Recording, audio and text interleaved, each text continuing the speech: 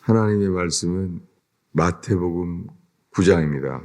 마태복음 9장 18절부터 26절까지 읽겠습니다. 함께 읽겠습니다.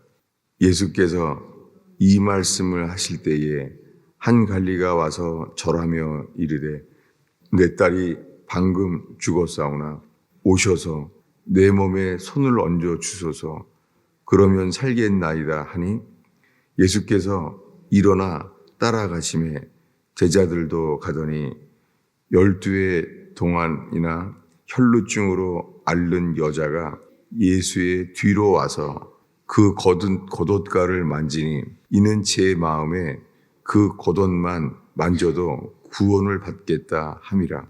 예수께서 돌이켜 그를 보시며 이르시되 딸아 안심하라 내 믿음이 너를 구원하였다 하시니 여자가 즉시 구원을 받으니라. 예수께서 그 관리의 집에 가사 피리 부는 자와 떠드는 무리를 보시고 이르시되 물러가라 이 소녀가 죽은 것이 아니라 잔다 하시니 그들이 비웃더라. 무리를 보낸 후에 예수께서 들어가사 소녀의 손을 잡으심에 일어나는지라 그 소문이 온 땅에 퍼지더라. 아멘. 오늘 읽은 말씀은 믿음에 대한 말씀이에요. 예수께서 말씀을 하실 때 한 관리가 와서 절하며 말합니다. 내 딸이 방금 죽었사오나 내 딸이 방금 죽었다는 거예요. 근데 오셔서 그 몸에 손을 얹어 주셔서 그러면 살겠나이다. 아니 자기 딸이 방금 죽었는데 예수님께 온 거죠. 자기 딸이 죽어서 와서 손을 얹어 주소서 그러면 살겠나이다. 놀라운 말이에요. 왜냐하면 그러면 살겠나이다. 어떻게 이런 믿음이 있는지 그 어떤 관리가 그러면 살겠나이다 라고 고백했습니다.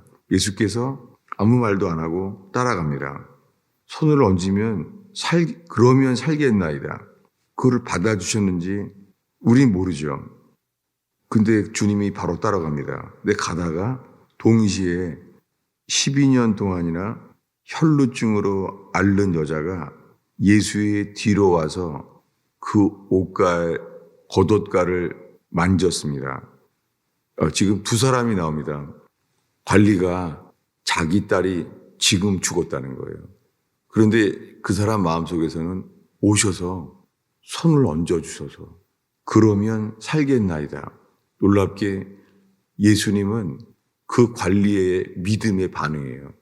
그 관리가 오셔서 손을 얹어 주십시오. 그러면 살겠나이다. 아니 방금 죽었다고 하는데 그 사람에게는 자기 딸에 대해서 예수님이 오시면 살겠다는 믿음이 있었다는 거예요. 여러분 지금 우리가 이 새벽에 이 거창하고 그런 부흥회보다 더 특별한 그런 믿음을 바라는 게 아니에요. 그게 아니라 그냥 이 말씀 앞에 주님이 우리에게 무엇을 말씀하시는지 겸손한 마음으로 있는 시간 되기를 축원합니다. 그랬는데 동시에 12년 동안이나 혈루증을 앓은 여자가 또 동시에 뒤에서 온 거예요. 예수님의 뒤로 와서 그 겉옷가를 만졌습니다. 이 사람은 말하는 게 아니라 뒤로 와서 만졌습니다. 그랬더니 제 마음에 그 겉옷만 만져도 구원을 받겠다. 여기에는 이 12년 동안이나 혈루증을 앓았던 여자가 그 여자의 마음속에 생각을 성경은 기록했습니다. 지금 이 마태를 통하여 성령께서 하나님의 감동으로 기록을 해놓았죠. 그때 혈루증 걸린 이 여자의 마음이 기록되어 있어요. 21절에 이는 제 마음에 그 겉옷만 만져도 구원을 받겠다 하는 마음이 들었다는 거예요. 12년 동안이나 혈루증을 겪고 있는 이 여자가 이런 마음이 들었다는 거예요.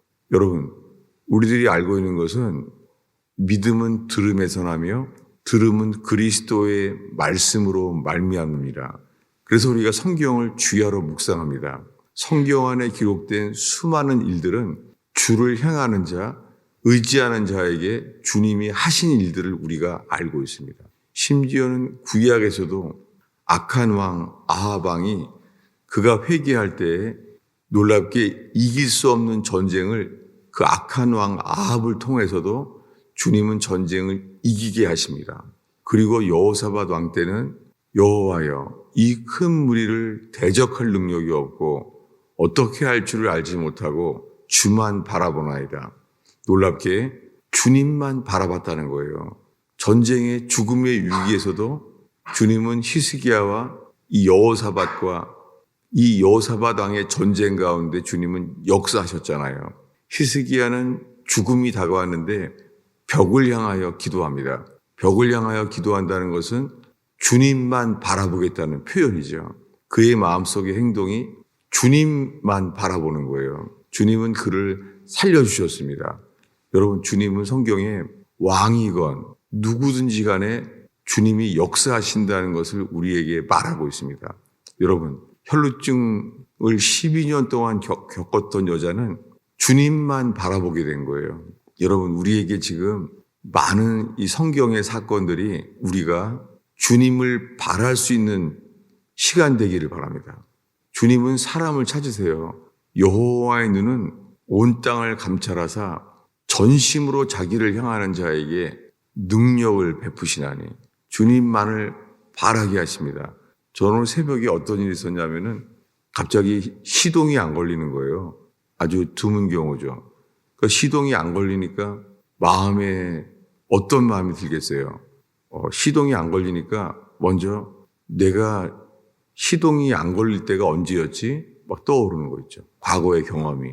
그래서 들어온 게, 거기에 이 방석, 전기 방석도 켜 있으니까, 그리고는 팬이 돌아가니까, 이게 한꺼번에 시동을 켜니까 방전이 됐나? 이 이성이 막 돌아가는 거죠. 그래서 시간이 좀 늦게 됐어요. 새벽 기도가 늦게 되는데 마음에 들어오는 게요.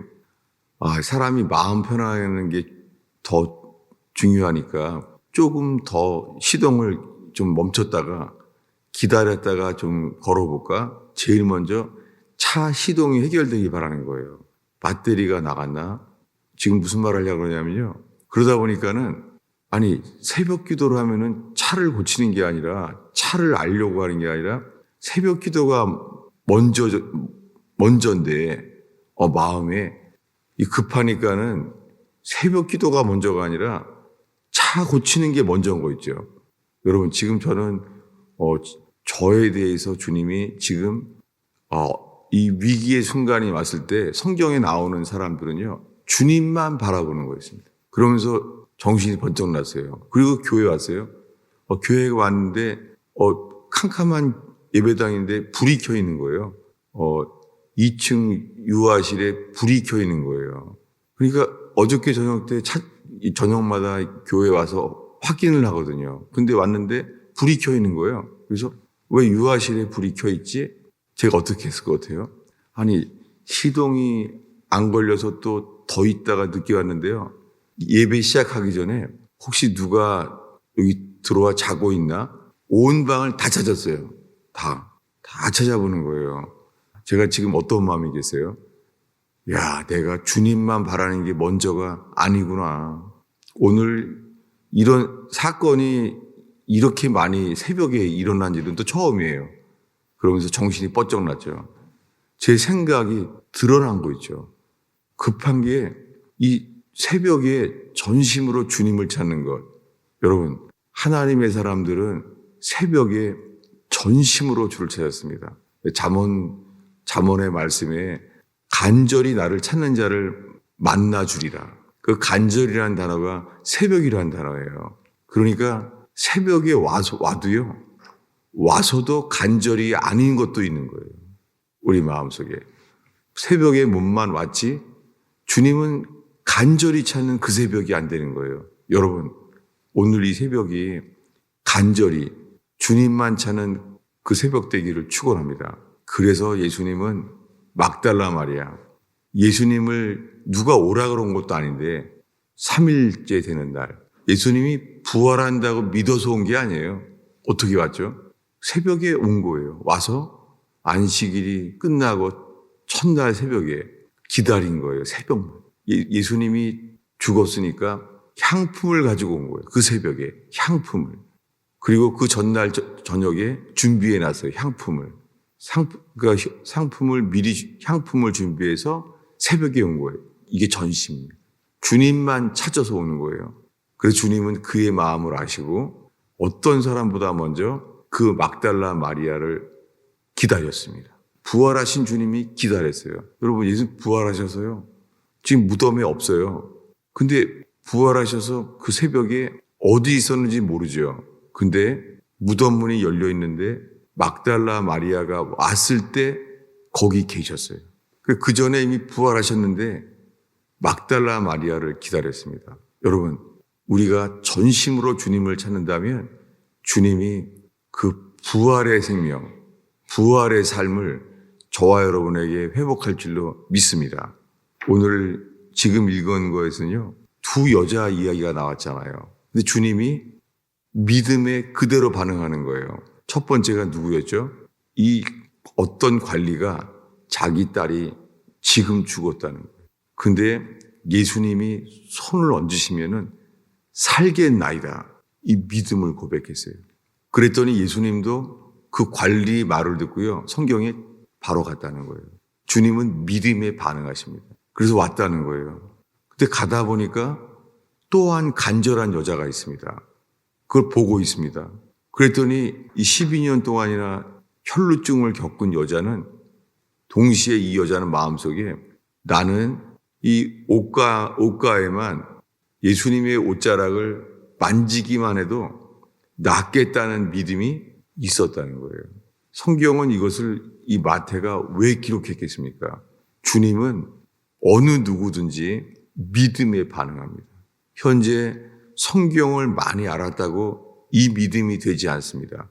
그런데 성경을 몰라도 이 간절한 마음, 그 믿음, 구약 성경이 쌓여있는 지식이 아니라 우리는 혈루증 걸린 이 여인이 그 사람의 신앙생활 우리는 과거 모릅니다.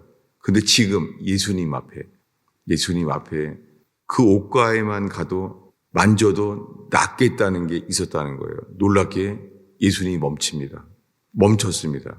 그러니까 지금 주님이 순서대로 반응해요. 지금 두 사람 얘기가 나왔습니다. 한 관리가 먼저 말했고 지금 뒤늦게 혈루증 걸린 여인은 만졌습니다. 왜냐하면 이해가 되죠. 먼저 말한 관리가 예수님께 말을 했기 때문에 그 사람 말을 하고 있잖아요. 그러니까 자기는 저도 좀 만져주세요라고 말한 게 아니라 만지기만 한 거예요. 근데 예수님은 알게 되었습니다. 그 이유는 손을 만짐으로 능력이 자기에게서 나아갔다는 거예요. 저는 이것이 어린아이처럼 주님을 전심으로 향하는 것을 주님이 우리에게 사람을 찾는다는 것이 저에게는 이 새벽에 정말 은혜가 돼요. 지금 뭐냐면 이건 마음의 문제구나. 그래서 잠언에 무엇보다도 마음을 지키라고 말씀하시는구나. 여러분, 지금 새벽에 필요한 것은 이 마음이에요. 새벽에 여자가 로마 군병이 서 있는 그런 거북한 순간 속에 하나예요. 예수님만 보러 온 거예요. 그래서 예수님은 막달라 마리아를 우물가 여인처럼 기다리셨습니다. 지금 읽은 모든 말씀이 동일합니다. 주님은 마음을 보십니다. 그리고 그 마음의 행동은 그게 믿음이에요. 믿음과 행동이 분리되지 않아요. 그분을 향하는 마음은 새벽에 향품을 들고 부활할 그 무덤에 오게 하셨습니다. 그는 부활할 것을 믿고 온 게 아니잖아요. 주님에게 오는 거예요. 그냥. 여러분, 오늘 새벽에 주님께 그렇게 이 마음이 주님께 나아간다면 주님이 너를 기다렸다. 너의 그런 예배를 내가 기다렸다. 여러분, 이 새벽에 모두 그 부활하신 주님이 기다리시는 그 간절한 예배가 되길 축원합니다. 주님이 우리의 기도를 이끌어 주시고 기도할 때에 어떤 때는 우리도 모르게 믿음의 고백을 하게 하시고 나도 모르게 기도가 되게 하시고 내 입에서 왜 이런 기도가 나오지? 주님이 이렇게 광야에서 샘처럼 우리의 기도가 샘처럼 일어나기를 축원합니다. 기도하겠습니다. 예수님, 이 새벽에 주님께 나온 영혼들을 주님 손을 얹으소서 주의 영을 부으소서. 오 주님 의지합니다. 전심으로 기도하는 주님이 기뻐하시는 새벽 되게 하여 주시옵소서. 주님 저희의 기도가 이 기도의 마음의 길을 열어 주시옵소서. 예수님의 이름으로 기도하였습니다.